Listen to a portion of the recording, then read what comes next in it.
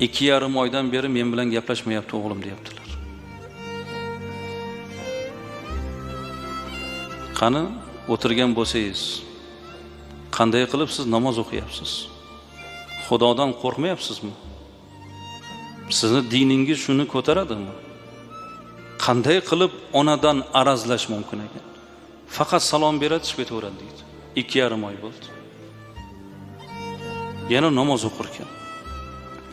Ulamolardan so'rashibdi, qanday holatda ota-onadan arazlash mumkin? Haqli bo'ladi farzand deganda, haqqi yo'q deyishgan. Ota-ona farzanddan arazlashga haqqi bor. Farzandidan araz qilishga haqqi bor. Lekin bolani haqqi bormi deganda haqqi yo'q deyishgan. Nima bo'lgan taqdirda ham ota-onadan araz qilishga bolani haqqi yo'q azizlar. Umuman mumkin emas. Ona